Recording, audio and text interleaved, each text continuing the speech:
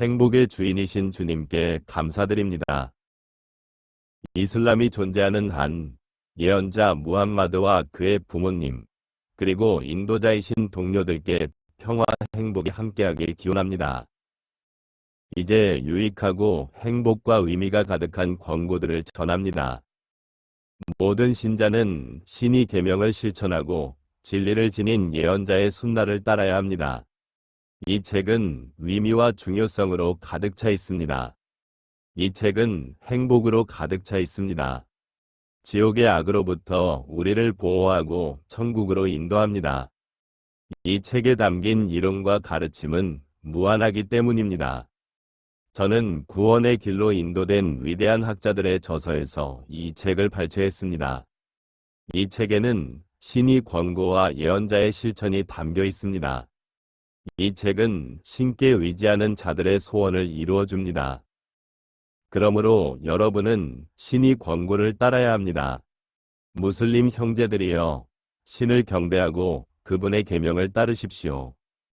하나님의 권고를 배우고 부지런히 따르며 내세의 형벌을 피한 후에는 예언자 무함마드와 그의 존경받는 동료들의 권고와 실천을 따르십시오.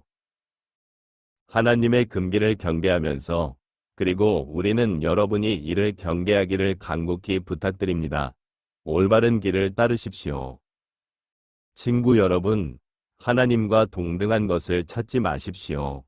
그분과 동등한 것을 찾는 것은 여러분을 지옥으로 인도합니다. 고의로 살인을 저지른 자를 처벌하는 경우를 제외하고는 이웃을 죽이지 마십시오. 이는 금지된 행위입니다. 자신의 쾌락을 위해 이기심으로 간음하지 마십시오. 자리에 없는 사람에 대해 험담하지 마십시오. 허례허식, 악행, 그리고 악을 조장하는 모든 것을 경계하십시오. 거짓말을 퍼뜨리는 자, 교만한 자, 남의 것을 함부로 사용하는 자, 그리고 배신하는 자를 경계하십시오. 이웃을 시기하지 마십시오. 어쩔 수 없는 경우가 아니라면 신앙을 소홀히 하는 자들과 어울리지 마십시오. 죄를 지었다면 가능한 한 빨리 회개하십시오. 화가 날 때는 마음을 가라앉히십시오. 선한 인격을 따르십시오. 항상 위선을 경계하십시오. 언제나 평정심을 유지하십시오. 하나님께 마음을 향하십시오. 때가 되면 바로 기도할 준비를 하십시오. 머리와 그 주변, 그리고 위장과 그 안에 있는 모든 것을 조심하십시오.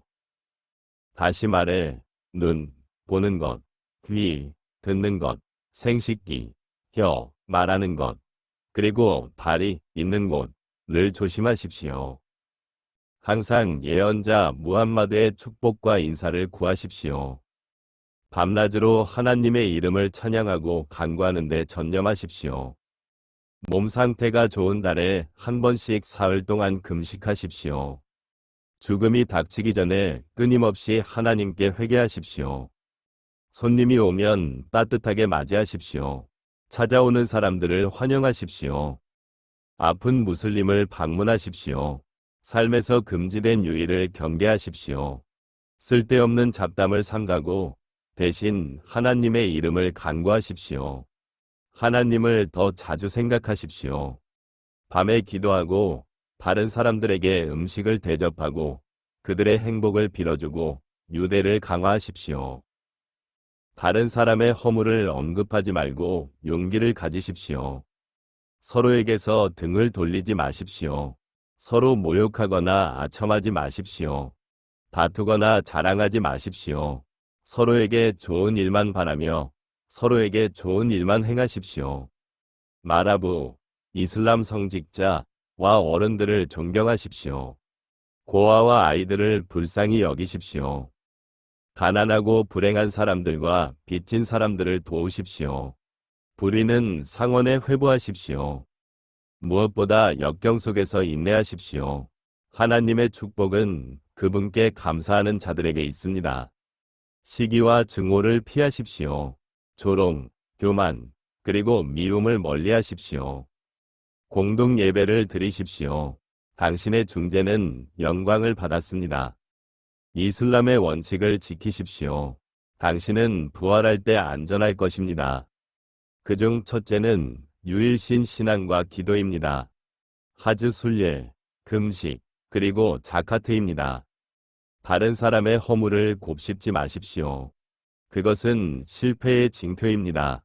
옷에 묻은 모든 불순물을 깨끗이 하십시오.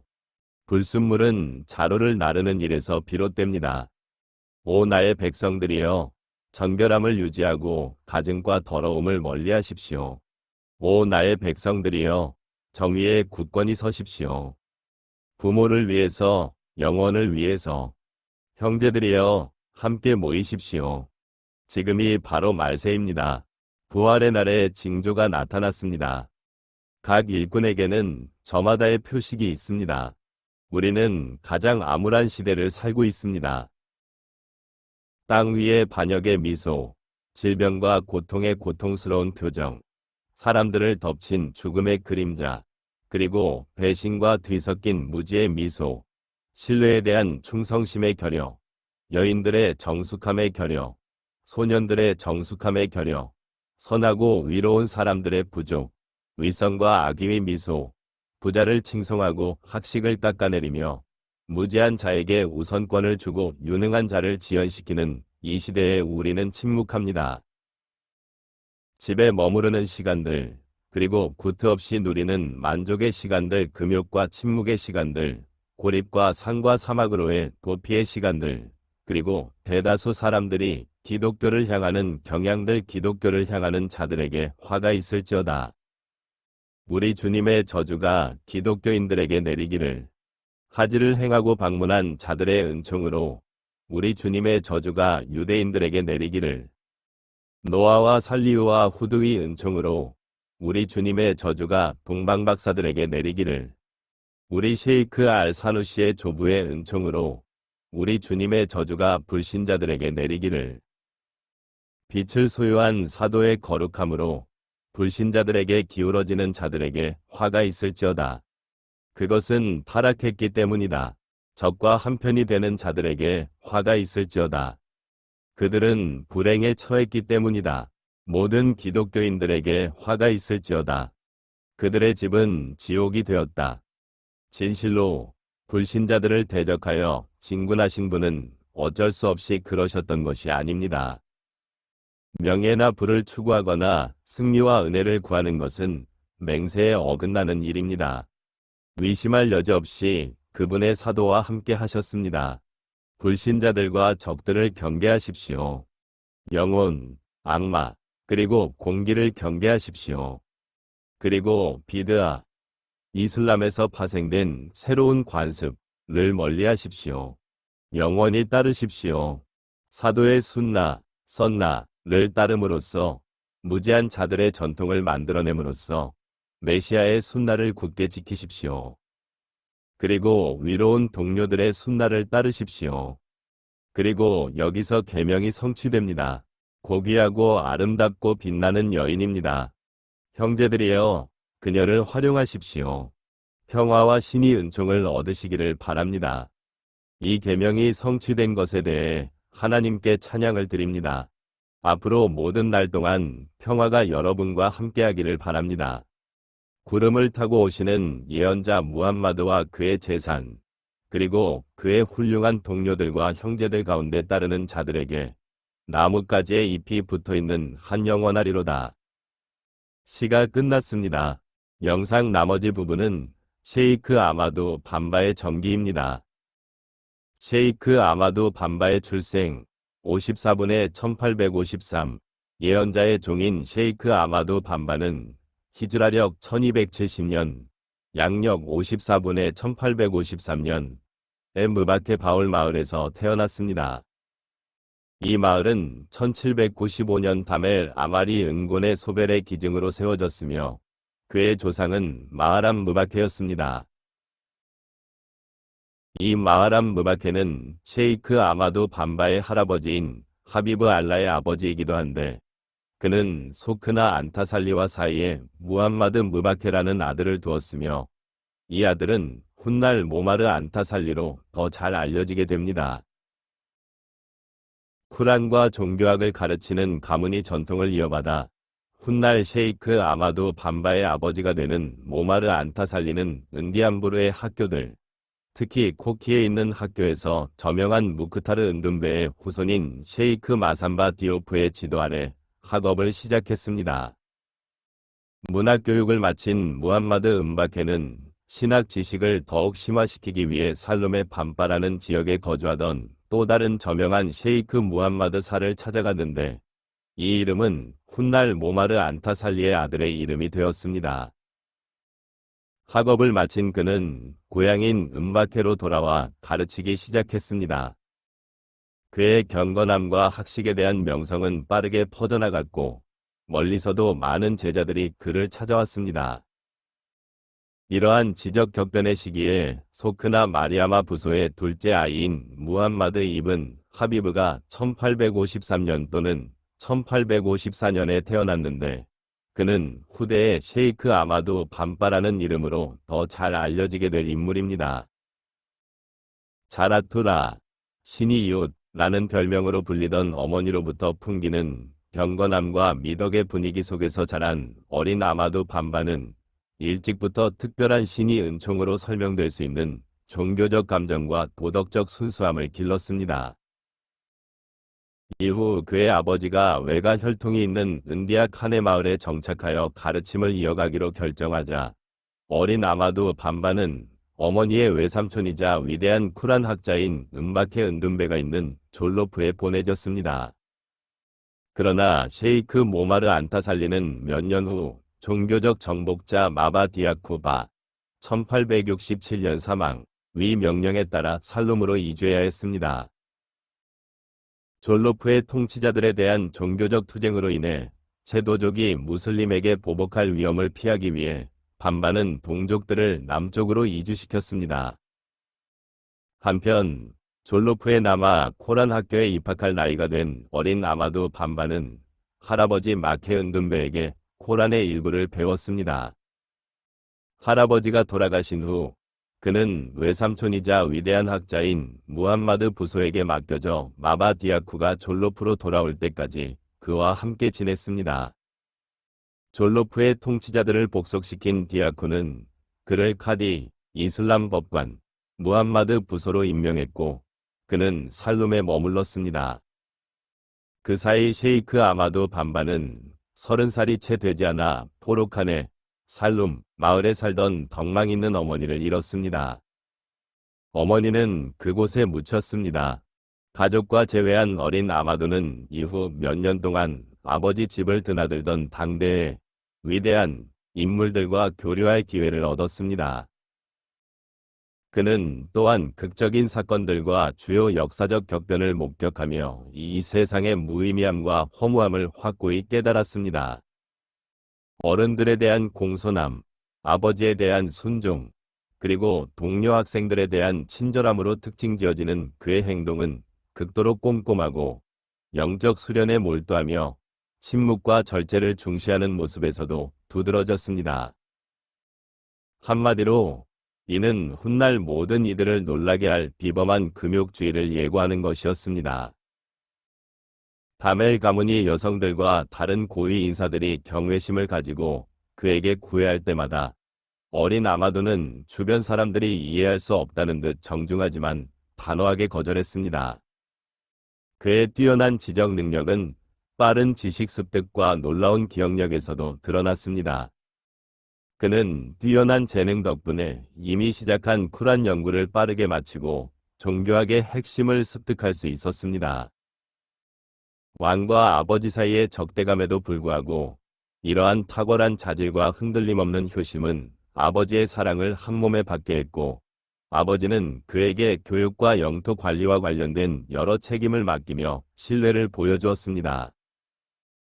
이 시기에 젊은 셰이크는 고대 현자들이 남긴 수많은 신학 서적들을 시로 옮겨 적었는데 그 주제는 타오이드, 신학, 피그, 문화규범, 타와쿠프, 이슬람 신비주의 등 다양했습니다. 그는 기원시와 문화교육시를 지었는데 그 뛰어난 수준은 그의 아버지와 저명한 카디, 이슬람 법관, 마디아카테 칼라를 비롯한 많은 문인들을 놀라게 했습니다. 셰이크는 훗날 마디아카테 칼라와 문학 토론을 벌이기도 했습니다. 이 토론에서 유명한 법학자였던 마디아카테 칼라는 조숙한 제자의 문학적 기량과 깊이 있는 사고에 감탄했습니다. 당시 카요르 왕이 계승을 놓고 사촌 마디오디오 8과 대립하던 라트 디오르 왕자, 1886년 사망, 낸 라이벌을 지원하던 프랑스에 의해 쫓겨났습니다. 그는 여동생과 함께 마바디아쿠 바에게 피신했고 그곳에서 이슬람교로 개종했습니다. 이 망명생활 동안 라트 디오르는 모마르 안타살리를 만나 곧 친밀한 관계를 맺게 되었습니다.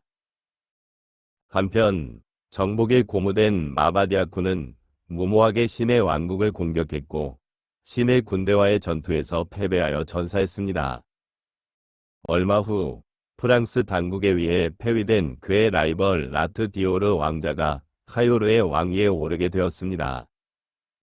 그는 종교 문제와 사법 문제 처리에 도움을 요청했던 셰이크 모마르 안타살리와 함께 살룸을 떠났습니다.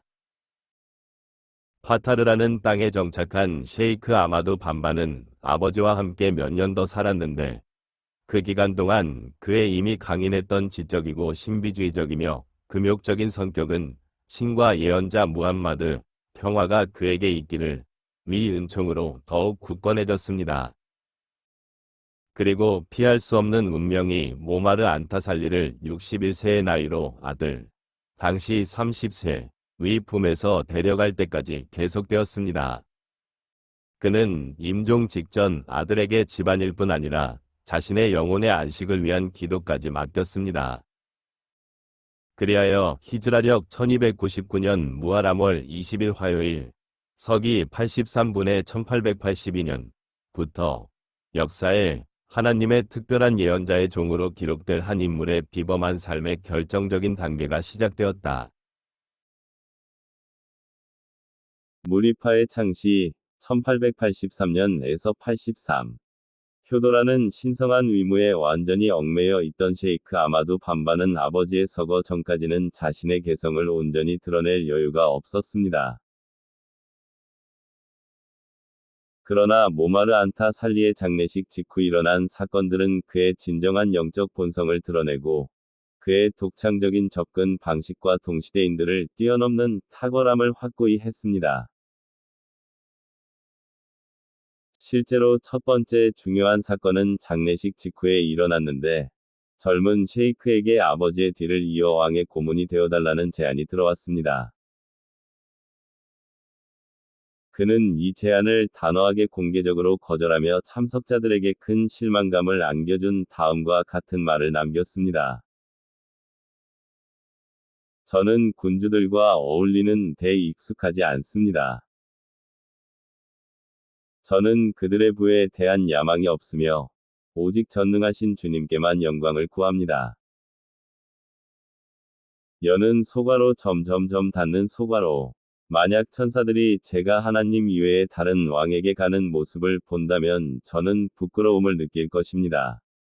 그는 후에 유명한 송가 칼로리아칸을 지었습니다. 왕궁 문으로 향하라. 고 그들은 내게 말했습니다. 영원히 풍족한 부를 얻기 위해서 말입니다.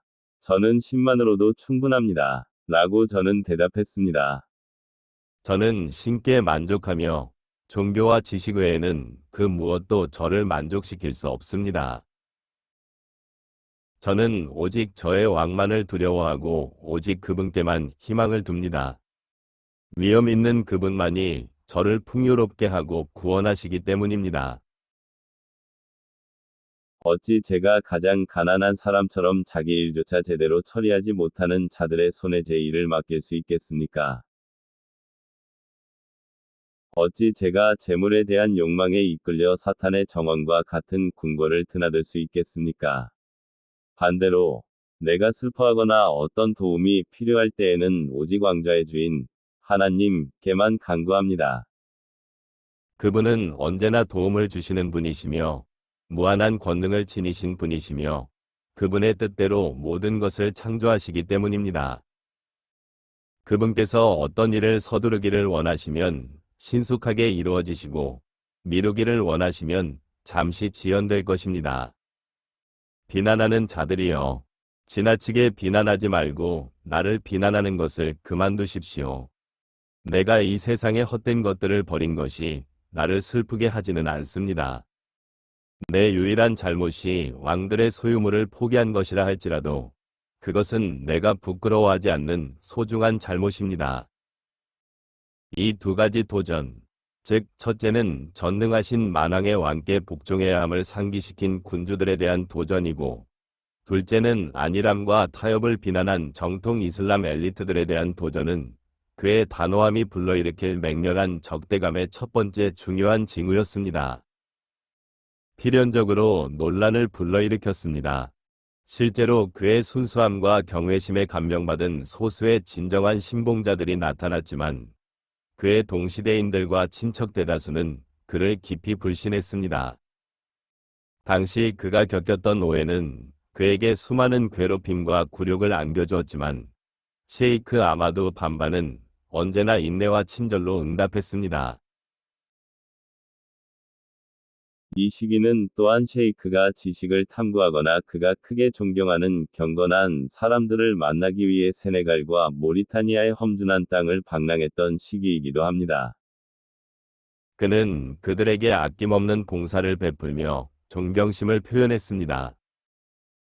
이 기간 동안 그는 아버지로부터 전수받은 카드리아 종파의 위르드를 8년간, 아부 알하산 알샤딜리 1197-1256 위 위르드를 8년간, 그리고 셰이크 아흐메드 티디안 1815년 사망 위 위르드를 8년 이상 차례로 사용했습니다. 셰이크가 모든 공인된 영적 수행법에 대해 우호적인 태도를 보인 것은 무지한 자들이나 그의 적들이 수없이 불화를 조장하려 했음에도 불구하고 결코 흔들리지 않았던 위대한 스승들에 대한 개방성, 관용, 그리고 존경의 정신을 보여줍니다. 그는 저서 천국으로 가는 길 마살리쿨 지나한에서 다음과 같이 썼습니다. 모든 말씀은 구도자를 신이 봉인된 영역으로 직접 인도합니다. 그 말씀이 알렉산드라 카디르 질라니, 아흐마드 티자니 또는 다른 어떤 영적 거장의 말씀에서 비롯되었든 상관없이 말입니다. 위대한 스승들과의 이러한 구도 단계는 훗날 신이 사도 무함마드, 평화와 축복이 그에게 있기를 로부터 직접적인 영적 가르침을 받는 단계로 이어졌으며, 이후 구도자는 그분 외에는 다른 어떤 인도자도 구하는 것이 금지되었습니다. 그때부터 셰이크는 쿠란을 자신의 위르드, 영적 기반로 삼고 유일한 스승이신 예언자 무함마드, 평화와 축복이 그에게 있기를 를 섬기는 것, 히드마에 헌신했습니다. 그리고 신이 은총을 선포하라는 신성한 명령에 순종하여 그 길에 들어서고자 하는 동시대의 사람들을 초대했습니다. 구도자의 심오한 성격을 파악하는 데 기반을 둔 그의 타르비아, 영적 교육 원칙은 제자의 적성에 가장 적합한 방법, 즉 학문적 교육과 영적 교육 모두를 선택할 수 있게 해주었습니다. 그리하여 셰이크는 말로 사람들을 교육하고 지혜, 히캄과 경고, 인티자르를 통해 금욕주의와 영적 완성을 향해 나아가도록 고무했으며, 신이 계명을 엄격히 준수하고 금기를 완전히 버리며 신이 이름을 기억하고 지크르, 창조주의 얼굴을 닮은 피조물에게 헌신적으로 봉사하는 히드마 모습을 몸소 보여주었다. 그의 카리스마 넘치는 미덕과 추종자들에게 비추는 빛 덕분에 그의 명성은 빠르게 퍼져나갔고 그를 따르는 사람들의 수는 놀라울 정도로 많아졌다. 그리하여 음바케 카요르와 그 외지역에 있는 그의 다하라, 학교, 위 제자들 중에는 세도 귀족의 저명한 인물들뿐만 아니라 그의 재능에 감탄한 학자들과 신앙인들이 많았습니다. 셰이크 아다마 게, 셰이크 이브라히마 팔, 셰이크 이사 디엔, 셰이크 이브라히마 사르 등이 그의 입니다. 이러한 움직임으로 인해 곧이어 발생한 정학 처분은 무리드파 수련생들을 향한 박해로 이어졌습니다. 박해는 무리드파 수련생들의 잠재적인 반항의 위협을 느낀 지역 족장들과 제자들의 불만을 이용해 셰이크의 인기를 더욱 높인 일부 영적 지도자들의 공개적인 적대감에 의해 자행되었습니다. 이러한 반대 세력들은 다른 객관적인 역사적 상황들과 결합되어 운명의 손길이 젊은 무리드 공동체를 위해 이미 준비하고 있던 미래의 실현의 시작을 이루었으며, 이는 와라카 이븐 나와팔이 미래의 하나님의 사도 평화가 그에게 있기를, 당신이 가져온 것을 가져온 사람은 박해받지 않은 자가 아무도 없습니다. 라고 예언한 것을 다시 한번 입증하는 것이었습니다. 투바 마을 설립 1887년에서 88 명성으로 인해 몰려드는 인파를 피해 예배에 도움이 되는 고독과 명상을 찾기 위해 셰이크는 조상의 마을인 은바케 바오를 떠나 다루살람의 동쪽으로 조금 더 떨어진 곳에 외딴 집을 지었습니다. 3년 후인 1887에서 88년, 그는 고향 마을 북쪽의 천국의 나무 이름을 딴 투바 마을을 세웠습니다. 투바라는 단어는 쿠란 13장, 천둥장 29절에 한 번 나오는데, 전능하신 하나님께서 믿음을 갖고 선행을 하는 자들은 행복, 투바, 과 훌륭한 귀환처를 얻을 것이다. 라고 말씀하십니다. 이 용어는 예언자 무함마드의 전통에서도 찾아볼 수 있는데, 이븐 하바드가 전한 유명한 하디스에는 투바는 천국의 나무 중 하나이다. 라고 기록되어 있습니다. 그 그늘의 범위는 100년 여행에 비견될 만하며 천국 주민들의 옷은 그 꽃에서 피어날 것이다.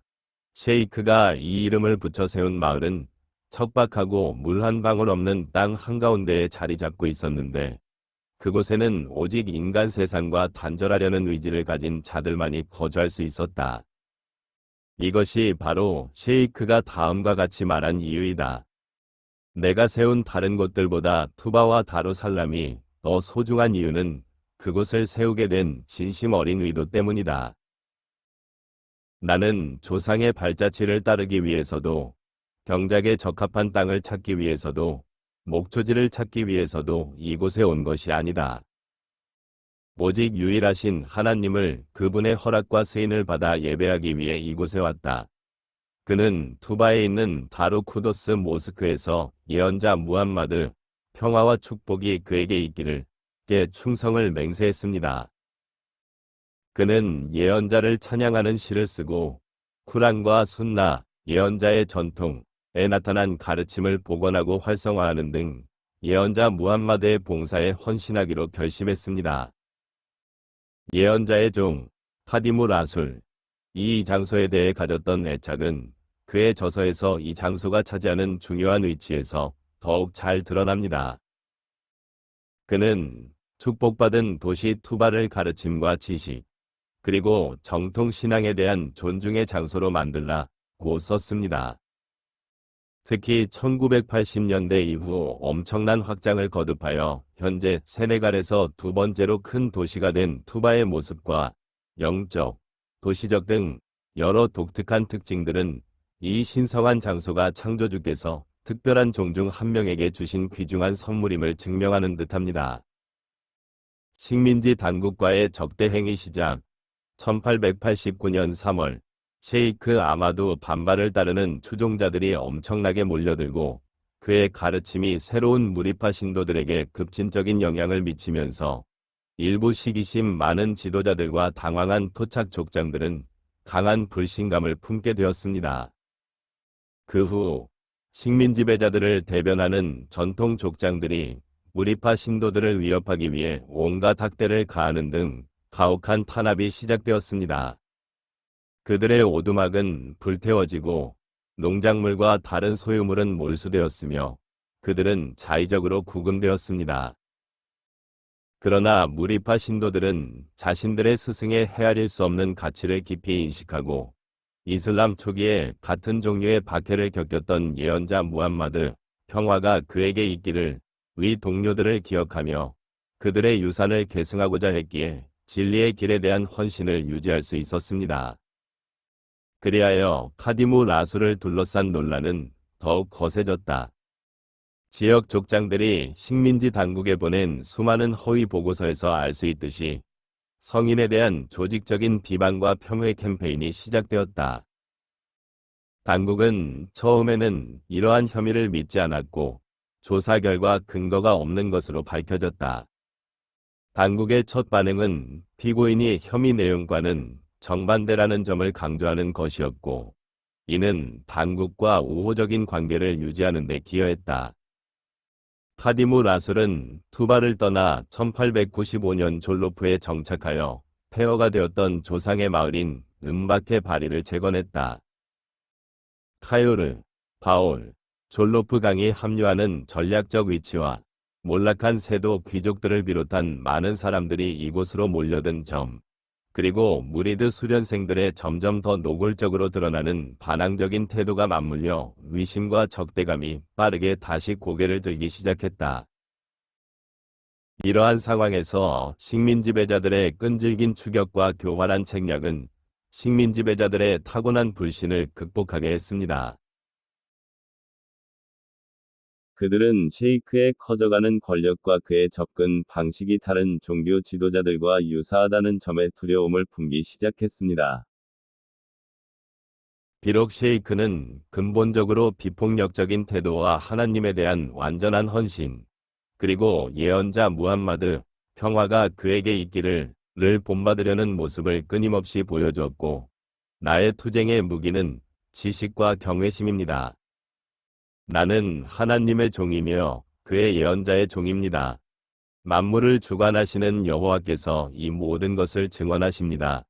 라고 말했음에도 불구하고 말입니다.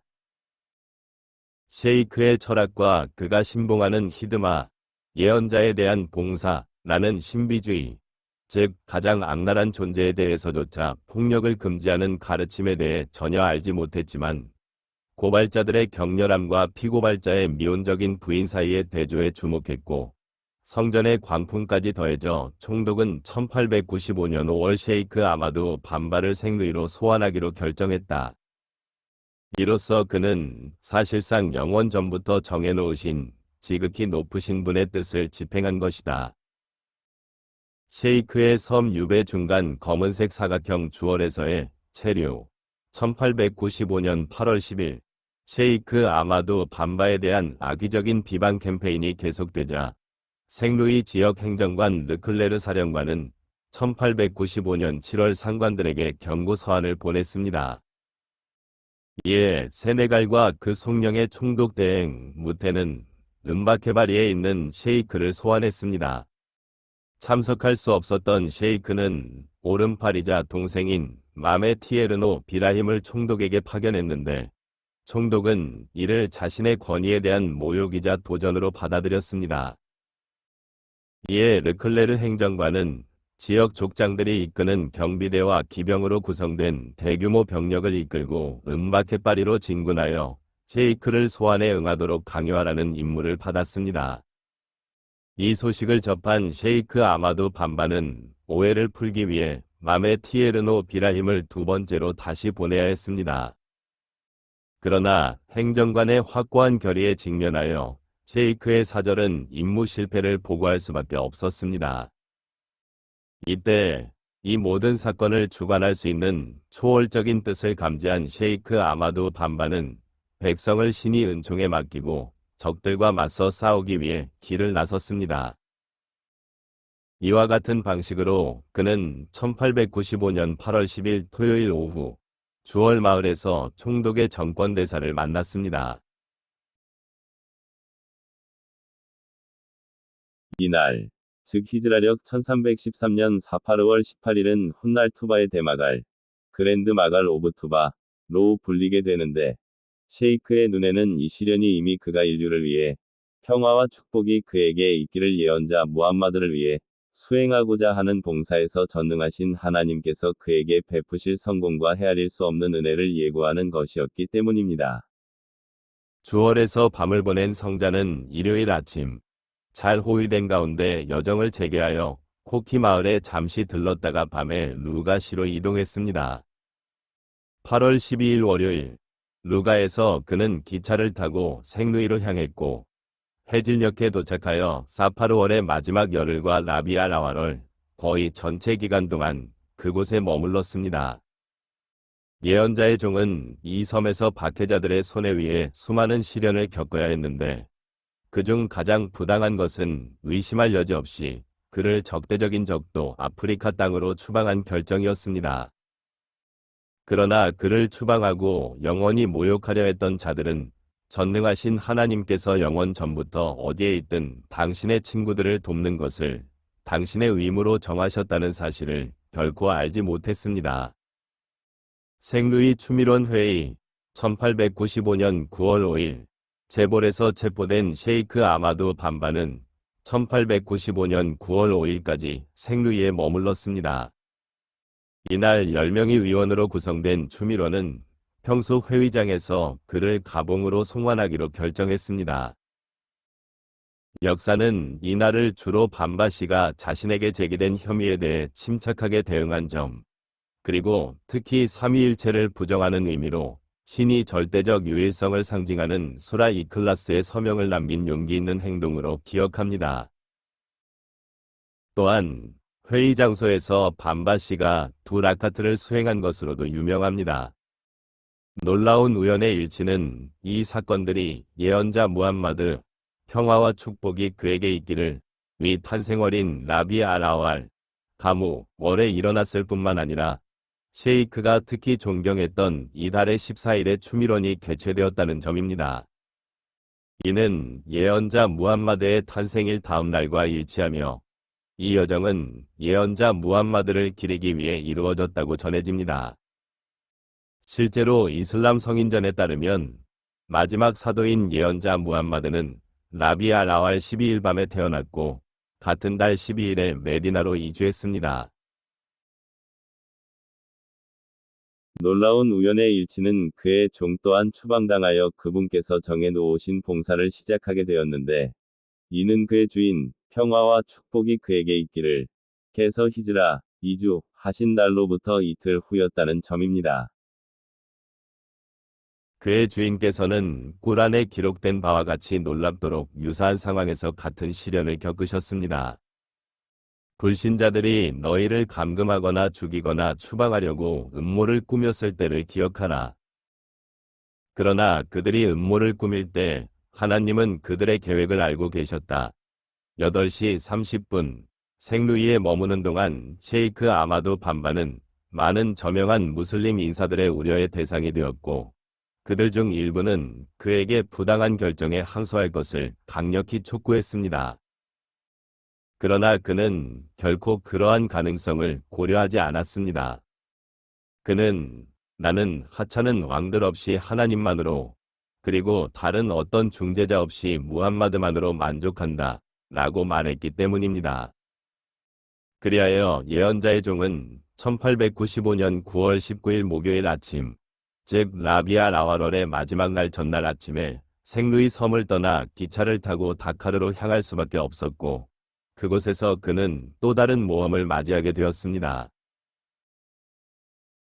가봉 유배 1895-1902 생루이 추미론 회의가 끝나고 셰이크 아마두 반바를 가봉에 억류하기로 결정되자 그는 1895년 12월 19일 목요일 저녁 다카르에 도착했습니다.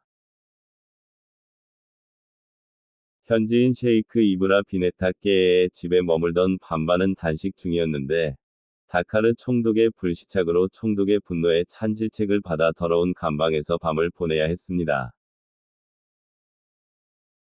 열악한 환경은 셰이크에게 깊은 영향을 미쳤고 그는 훗날 이렇게 썼습니다. 결정된 일, 이 총독, 그리고 이 감방을 생각하면 당장이라도 무기를 들고 싸우고 싶은 충동이 듭니다. 하지만 죄를 없애주시는 분, 예언자 무함마드께서 저를 만류하십니다. 셰이크 아마두 반바는 마침내 1895년 9월 21일 토요일, 증기선, 빌뒤 페르남부크, 호에 승선했습니다. 그는 그 배에서 선원들의 노골적인 적대감, 그를 향해 돌진한 야생 황소, 그는 기적적으로 목숨을 건졌습니다. 등 여러 시련을 겪게 됩니다. 섬에 도착한 후 셰이크는 자신의 말에 따르면 마윤바 정글, 람바렌의 등지에서 머무는 동안 온갖 학대와 괴롭힘을 당했습니다. 습도, 열대 질병의 만연, 그리고 무엇보다도 이 지역을 특징짓는 고독은 셰이크의 삶에서 이 시기를 가장 끔찍한 시기로 만들었습니다. 이러한 고립은 그의 많은 저술에서 뚜렷하게 드러나는데 그는 겸손하게 전능하신 하나님에 대한 깊은 애착, 신뢰, 그리고 감사를 표현하는 한편 하나님의 종이자 예언자 무함마드 평화와 축복이 그에게 있기를 위 헌신적인 종으로 남겠다는 확고한 결의를 다지고 있습니다. 오직 자연의 요소만을 증인으로 삼아 그는 다음과 같은 가슴 아픈 선언을 남겼습니다. 오, 마윤바의 바다여. 내가 죄를 용서하시는 하나님의 종이며 선택받은 예언자의 종이라는 것을 증언해 주소서. 예언자의 가까운 친구이자 친구에게 영광을 베푸시는 분으로서 내가 하나님과의 모든 형태의 교류를 거부하고 오직 그분만을 경배한다는 것을 증언해 주소서. 셰이크가 신을 위해 자발적으로 감수한 이러한 시련과 고난은 때때로 이 땅의 토착민이나 세네갈 출신 사람들이 목격했으며 그들 중 일부는 그에게 존경을 표하거나 심지어 충성을 맹세하기도 했습니다. 유배 생활 동안 셰이크는 당시 흑인 아프리카의 대표이자 세관 공무원이었던 블레즈 디아뉴, 그리고 그의 제자이자 형제인 맘의 셰이크 안타 음바케와 같은 당대의 저명한 인물들을 만났습니다. 맘의 셰이크 안타 음바케는 위험한 여정을 감수하고 가봉으로 갔습니다. 셰이크는 또한 1899년부터 가봉의 은졸레로 추방되어 1900년 6월 2일에 사망한 기니의 저명한 저항투사 알마미 사모리 투레와 서신을 주고받았습니다. 전해지는 바에 따르면 셰이크는 그의 사망 소식을 듣고 예언자의 순나에 따라 람바레네에서 장례 기도를 집전했다고 합니다. 셰이크와 관계가 있었던 것도 한몫했지만 그와 5개월 후 추방당했던 전 부르바 졸로프인 삼바 펜다도 가봉에서 그를 만났습니다. 이 시기는 또한 신으로부터 흘러나오는 헤아릴 수 없는 신비로운 은총과 중대한 은혜로 인해 전례 없고 들어본 적 없는 영적 경지에까지 오르게 된 시기이기도 했습니다. 이는 소위 해양시대의 풍부한 문학적 업적에서 드러나며 이러한 풍요로움은 그를 이슬람 세계에서 가장 다작하는 작가 중 한 명으로 어쩌면 가장 다작하는 작가로 자리매김하게 했습니다. 그리하여 그는 어느 날 이 시기에 대해 질문한 아들 셰이크 무함마드 알 바시르에게 이렇게 답해야 했습니다. 이 유배 기간 동안 나의 영지주의적 지식은 증가했고 신에게 도달, 우술이 확고해졌으며 나의 확신은 새로운 경지에 이르렀고 무한한 은총을 얻었습니다.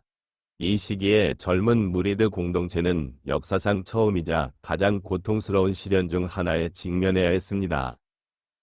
지도자의 추방으로 일부 구성원의 헌신이 약해지면서 배신이 일어났고 이는 적대 세력의 새롭게 다져진 자신감과 승리주의와 극명한 대조를 이루었습니다.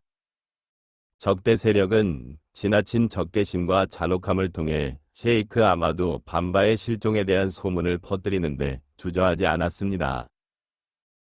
그러나 카디무 라술이 떠날 때 임명한 주요 셰이크들, 즉 가르침을 담당한 맘의 티에르노 비라힘, 농업을 책임진 셰이크 아마두 마둠베, 그리고 무리드교의 상징적인 인물들인 셰이크 이브라히마 파를 중심으로 모인 추종자들은 신이 도움의 필연성과 진리가 오류를 이긴다는 믿음을 온전히 지켜낼 수 있었습니다. 더욱이 생루이에 남아있던 셰이크 이브라히마 팔의 끊임없는 노력 덕분에 미래의 국회의원 카르포를 비롯한 여러 사람들이 셰이크의 완전한 무죄를 확신하게 되었고 카르포는 선출되면 그를 복권시키겠다고 약속했습니다. 이로써 예언자의 종은 신이 은총과 자비로운 뜻에 따라 약 8년의 망명 생활을 마치고 1902년 11월 11일 빌드 마세이오 호를 타고 세네갈로 돌아올 수 있었습니다. 아무도 돌아오지 않는 땅에서 돌아온 자, 가 다카르 항구와 그 후 온 나라에 돌아왔을 때 사람들이 느꼈을 엄청난 환호는 쉽게 상상할 수 있습니다. 이는 오직 하나님의 능력 덕분이며 하나님께서는 믿는 자들을 도우시겠다는 약속을 다시 한번 저버리지 않으셨습니다. 망명에서 돌아오다 1902년 11월 11일 특히 셰이크 이브라히마 팔의 끈질긴 노력 덕분에 식민지 당국은 당시 망명 중이던 셰이크 아마도 밤바의 사건을 재조사하기로 합의했습니다. 그의 투옥을 초래한 혐의가 허술했음이 밝혀지자 카르포 위원은 셰이크를 복권시켜 1320년 샤반 20일, 즉 1902년 11월 11일에 빌드 마세이오 호를 타고 14일간의 항해 끝에 세네갈로 귀환시키는 데 성공했습니다. 이 기적적인 귀환을 맞이한 전국의 환희는 형언할 수 없을 정도였습니다. 셰이크는 먼저 생루이로 가서 며칠 동안 머물며 잊지 못할 감동적인 시간을 보냈습니다. 그는 루가를 거쳐 다루살람으로 향했고 그곳에서 그의 형제이자 제자인 맘의 셰이크 안타는 마치 왕족을 위한 성대한 축하 행사를 열었습니다. 한 달간 머무른 후 예언자의 종은 바로 마남으로 옮겨 몇 달 동안 머물렀습니다. 이 기간 동안 전 세계 각지에서 사람들이 끊임없이 그를 찾아왔습니다. 오랜 세월 동안 고독한 시련을 통해 주님의 무한한 은총을 받은 그는 영혼과 마음의 자비로운 빛을 끊임없이 비추었고 궁핍하고 자격 있는 이들에게 자신에게 흘러드는 온갖 선물을 아낌없이 베풀었습니다. 젊은 무리드 공동체는 더욱 강해졌고 힘겨운 유배 생활을 거치며 성숙해가는 듯했습니다. 이러한 놀라운 사건의 전환점에 직면하여 악은 곧 세력을 규합하여 성인을 파멸시키려 했습니다. 다루알마남 작전 1903년 6월 망명에서 돌아온 후 지역 주민들이 느낀 심리적 충격과 무리드 추종자들의 고조된 열정으로 인해 칸톤 수장들의 권위에 대한 거부감이 커지자 반응은 신속했습니다. 이번 반응은 이전보다 훨씬 심각한 비방의 형태로 나타났는데 특히 셰이크가 집에 무기를 보관하려 하고 있으며 식민 지배자들에 대한 봉기를 위해 추종자들을 준비시키고 있다는 비난이 제기되었습니다. 다루알만한 마을에 거주하던 성자는 이후 그의 측근에 침투한 프랑스 당국 요원들의 감시를 강화받았습니다. 이러한 긴장된 상황 속에서 그는 TS 광구의 관리자로부터 자신의 집으로 오라는 소환장을 받았습니다. 이에 예언자의 종은 1903년 5월 4일 자신은 하나님의 포로이며 그분 외에는 다른 주인을 인정하지 않고 오직 그분께만 경배한다고 답했습니다. 그러나 그의 반대자들이 생각했던 것처럼 도발과는 거리가 멀게 셰이크의 이러한 답변은 오직 그분의 허락 없이는 어떤 일도 행할 수 없다는 주님과의 계약에 대한 그의 충성심에서 비롯된 것이었습니다. 이러한 상황을 전혀 이해하지 못하고 셰이크의 호전적인 의도가 점점 더 확신하게 된 적어도 그의 태도, 특히 불의가 되풀이되는 것을 용납하지 않겠다는 그의 제자들의 놀라운 결의가 이를 뒷받침하는 듯했습니다. 대리 총독 멀리는 5월 12일 모리타니아의 셰이크 시디아의 사절을 통해 그에게 또 다른 편지를 보냈습니다. 5월 23일 통역관 파르바 비람을 통해 전달된 마지막 편지에서 셰이크 아마도 밤바에게 생루이로 오라고 촉구했으나 그는 이를 거부했습니다. 이에 따라 1903년 6월 10일 행정관 알리스의 지휘 아래 150명의 소총수와 50명의 중무장한 스파이로 구성된 부대가 음바케로 파견되었습니다. 이 부대의 비밀스러운 목적은 교전이 발생할 경우 성자를 암살하는 것이었습니다. 수천 명에 달하는 추종자들의 확고한 신념과 폭력적인 저항을 촉구하는 목소리에도 불구하고 셰이크 아마두 밤바는 다음과 같은 명언을 남겼습니다. 나는 어떤 친구의 도움도 바라지 않으며 적의 공격도 두려워하지 않습니다. 나는 오직 신께만 순종합니다. 이로써 유혈 사태를 피한 예언자의 종은 항복했고 곧이어 1903년 6월 20일 셰이크 시디아에게 보내졌다. 식민지 주민들은 셰이크 시디아의 중재와 그가 예언자에게 행사할 수 있다고 믿었던 정신적 영향력이 예언자의 두 번째 유배 생활을 모리타니아에서 4년간의 길고 격동적인 기간 동안 주도적으로 이끌었다고 여겼다. 모리타니아 유배 1903년 6월 예언자의 특별한 종은 생애 두 번째로 가족을 떠나야 했습니다. 1321년 가모월 14일 라비아 라왈의 모리타니아로 강제 이주당했기 때문입니다. 운명의 징조처럼 이 날짜는 그를 가봉으로 추방하기로 결정한 생루이 추미론의 날짜와 정확히 일치했습니다. 또 다른 중요한 사실은 가모월 14일이 예언자 무함마드의 탄생일과 메디나로의 히즈라, 이주, 기념일, 두 사건 모두 가모월 12일에 일어났습니다. 바로 다음 날이라는 점입니다.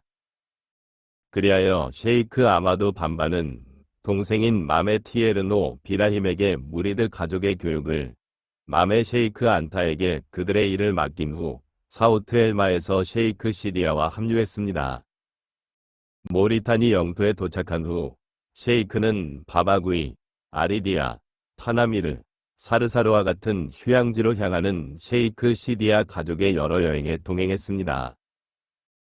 특히 사르사르에 머무는 동안 식민지 당국은 셰이크의 출입을 허가했고 세네갈에서 순례객들이 몰려들었으며 베두인 부족들, 그 중에서도 조상 대대로 내려오는 신앙심과 뛰어난 학자들로 유명한 바니 다이만 부족도 많이 방문했습니다. 그 중에서도 무함마드 아랴달리는 단연 돋보이는 인물이었습니다.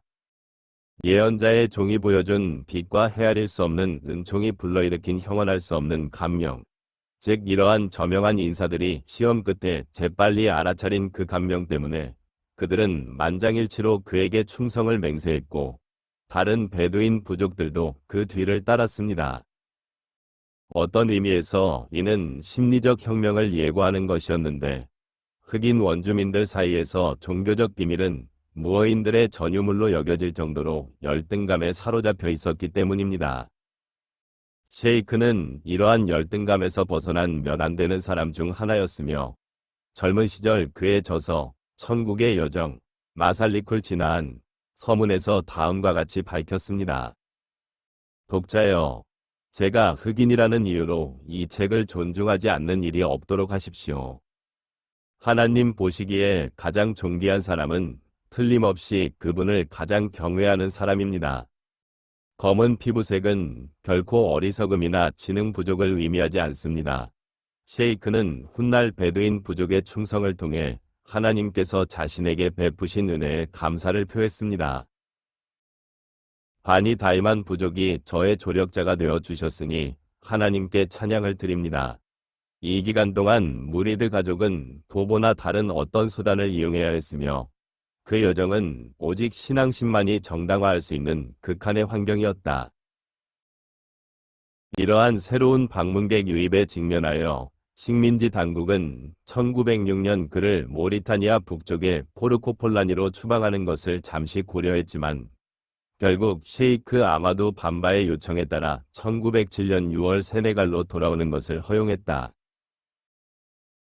그러나 두 번째 귀환으로 인한 소요 사태를 우려한 당국은 셰이크의 행동의 자유를 제한하기 위해 졸로프 지역의 티에엔 마을에 있는 4제곱킬로미터의 토지를 할당받고 가택연금을 시행했다.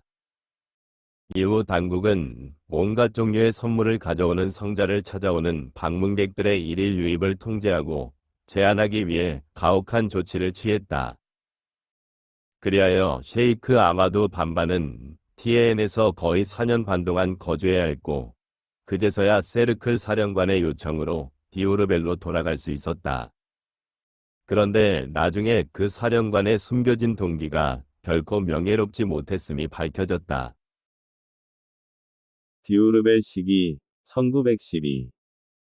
셰이크 아마두 밤바가 디오르벨 시기에 대해 쓴 글을 보면 박해자들이 디오르벨로 돌아온 진정한 의도는 단순히 자신의 행동을 감시하는 것뿐 아니라 특히 젊은 무리드들을 서양 학교에 등록시켜 소외시키고 문화적으로 동화시키려는 것임을 잘 알고 있었음을 알 수 있습니다. 칼과 화약이 실패한 곳에서 자화 분필은 종종 성공했기 때문입니다. 따라서 디오르벨에서 무리드 공동체가 직면해야 했던 새롭고 훨씬 더 해로운 위험은 문화 동화와 열등감이었고, 이에 맞서 다하라, 수피 공동체, 의 확장, 셰이크의 가르침에 대한 언급, 그리고 수피 교단의 사회적, 문화적 기반을 보존할 수 있는 다른 역동적인 측면들을 통해 저항해야 했습니다. 디오르벨에서의 여정은 또한 셰이크의 왕성한 저술 활동으로도 특징지어집니다. 주로 그 시대에 신을 찬양하고 예언자들을 기리는 내용으로 작곡된 그의 카시다, 손가들은 신이 지존한 지위, 신 안에서의 완전함, 그리고 말로 표현하기 어려운 놀라운 은총들을 담고 있었습니다. 전 세계에서 온 신도들이 이 마르지 않는 샘물을 마시기 위해 디오르벨로 몰려들었습니다. 예언자의 도시 메디나의 이맘의 사절들, 흑인과 백인 아프리카의 성직자들, 그리고 각계각층의 사람들이 셰이크의 문 앞에 모여들었습니다. 이처럼 몰려드는 사람들을 감당하면서도 끊임없는 종교적 의무를 다하는 그의 능력은 늘 놀라움을 자아냈습니다. 그 결과 그에 대한 감시가 더욱 강화되었습니다. 특히 1913년부터 1915년까지 앙투안 라살브가 디오르벨 지구 행정관으로 재임하는 동안 라살브는 셰이크의 거처에 대한 박해와 불시 수색을 통해 그를 면밀히 관찰할 수 있었고 결국 신앙의 사람인 셰이크에 대한 그의 편견을 근본적으로 바꾸게 되었습니다. 이러한 변화는 1915년 임무가 끝날 무렵 그가 비무슬림이 쓴 보고서 중 가장 찬사적이고 열정적인 보고서 중 하나를 작성하게 했습니다.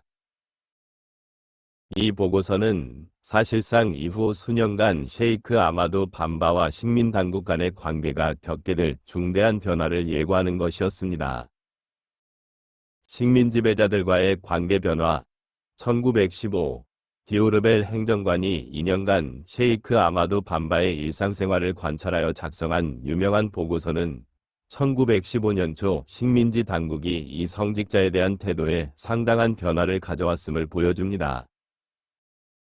식민 지배자들은 셰이크와의 새로운 관계 구축을 장려하는 한편 이슬람을 이용하거나 필요하다면 활용하려는 전략의 일환으로 셰이크 아마두 밤바를 프랑스령 서아프리카 무슬림 문제 자문위원회 AOF 위원으로 임명하기로 결정했습니다. 그러나 그는 이 위원회 회의에 한 번도 참석하지 않았습니다. 이러한 전형적인 종교적 전유의 맥락에서 식민 지배자들은 셰이크 아마두 밤바에게 레지옹 도네르 훈장을 수여하기로 결정했고 그는 훈장 증서를 받았지만 십자가 모양의 훈장 마크가 무슬림에게는 부적절하다고 생각했으며 헛된 세속적 명예로 자신을 치장하는 것은 옳지 않다고 여겨 착용을 거부했습니다. 더욱이 성소를 건설할 허가를 받은 무리드 공동체는 이 시기에 디오르벨의 최초의 영구적인 모스크를 건립했습니다. 그러나 셰이크의 끊임없는 요청에도 불구하고 식민지 당국은 그가 항상 염원했던 고향 투바로 돌아가는 것을 결코 허락하지 않았습니다. 그러던 중 1925년 투바에 모스크를 건설하기 위한 허가 요청이 공식적으로 제출되었습니다. 몇 가지 우려사항으로 인해 초기에는 다소 지연되었지만 마침내 1926년 4월 26일 생루이 행정부의 스인을 받았습니다. 처음으로 설계를 제안한 서양 건축가는 곧 부정직하고 비양심적인 인물로 드러났고 결국 TS 지구 행정관인 탈레리 씨가 선택되었습니다. 그는 무리드 공동체의 터무니없는 재정 조건을 제시하여 곧 공공행정부와 갈등을 빚게 되었고 공공행정부는 그를 불충하고 기회주의적이라고 비난하며 계약을 파기하고 이미 시작된 공사를 지연시켰습니다. 이러한 맥락에서 무리드 형제단의 창시자이자 하나님의 예언자의 비할 데 없는 종이었던 그는 1927년 7월 19일 화요일 디우르벨에서 75세의 나이로 세상을 떠났습니다. 그는 수라 39장, 아즈 주마르, 무리들, 위 구절수와 같은 세월을 살았는데 이 수라의 마지막 구절들은 축복받은 삶의 절정을 다음과 같이 전합니다. 주님을 경외하는 자들은 무리지어 천국으로 인도될 것이다. 그들이 천국에 이르러 천국의 문이 열리면 문지기들이 말할 것이다. 평화가 너희에게 있기를. 너희는 선행을 했으니 영원히 그곳에 거하기 위해 들어가라. 그러면 그들은 말할 것이다. 우리에게 약속을 이루시고 천국의 영역을 우리에게 상속해 주신 알라께 찬양을 드립니다. 우리는 천국에서 원하는 곳에 정착할 것입니다. 선행을 하는 자들의 보상은 얼마나 훌륭한가. 셰이크의 서거 1927년 7월 19일 히즈라력 1346년 무하람월 19일 즉 1927년 7월 19일은 무리드 형제단 역사상 가장 비극적인 날 중 하나였습니다. 창시자의 서거 소식에 온 형제단은 충격과 불신에 휩싸였습니다. 셰이크는 바로 그 화요일에 세상을 떠났습니다. 그의 장남이자 후계자인 세리뉴 무하마두 음바케와 그의 삼촌인 셰이크 발라 음바케는 셰이크가 즐겨 찾던 자신의 사유지 오두막 모래밭에 쓰러져 있는 그를 발견했습니다. 셰이크 무스타파는 고인의 뜻에 따라 투바에 조용히 매장하는 그의 칼리프 통치 시대를 특징짓는 명석함과 절제력을 보여주었습니다. 처음에 행정부는 투바의 이 매장을 허용하는 것을 꺼렸습니다. 이는 무리드 형제단의 핵심 공동체가 디우르벨에서 투바로 이전하여 성장하는 것을 촉진할 수 있었기 때문입니다. 그러나 상황이 급변하자 행정부는 개입하여 고인의 유산을 봉쇄하고 이를 관리할 위원회를 임명했습니다. 형언할 수 없는 충격에 빠진 무리드 공동체는 그럼에도 불구하고 침착하고 위험 있는 태도를 유지했으며 소식을 듣자마자 사방에서 성인의 무덤으로 몰려들었습니다. 의심할 여지 없이 그들의 삶에서 가장 가슴 아픈 날 중 하나였으며 이 고귀한 마음들이 견뎌야 했던 가장 결정적이고 고통스러운 시련이었습니다. 그들은 하느님의 빛에 대한 사랑, 그분의 대의를 위한 희생 정신, 그리고 인간으로서의 존엄성을 되찾았다는 모든 것을 이제 아누 라흐마티, 자비의 우물, 남쪽에 안치된 투바의 연약한 성인에게 비치고 있었습니다. 그러나 당혹감은 곧 사명의 연속성과 이 특별한 인물이 시작한 추진력을 이어가야 한다는 의무에 대한 책임감으로 바뀌어야 했습니다. 그리하여 셰이크 아마두 밤바가 서거한 지 일주일도 채 되지 않아 가족회의는 그의 장남인 셰이크 무하마두 무스타파 음바케를 후계자로 임명하기로 결정했습니다. 칼리프는 또한 무리드 왕조의 건설 사업들을 관리하는 임무를 맡았는데 그중 가장 중요한 사업은 의심할 여지 없이 그의 아버지가 묻힌 자리에 투바 모스크를 건설하는 것이었습니다. 이로써 1927년 7월 25일 무리드 왕조의 역사에 새로운 장이 열렸습니다. 그들은 칼리프를 중심으로 온갖 고난과 반대에도 불구하고 사상의 힘, 진리와 신의 섭리에 대한 흔들림 없는 고수, 경외심, 하나님의 예언자에 대한 무한한 사랑, 하나님의 절대적 유일성에 대한 선포, 그리고 올바른 길에서 겪는 시련 속에서도 굴하지 않는 결단력, 이 모든 것이 제한된 지상의 삶을 초월한다는 것을 보여주었습니다. 따라서 역사가 훗날 증명하듯 셰이크 아마두 밤바는 결코 진정으로 죽을 수 없었습니다.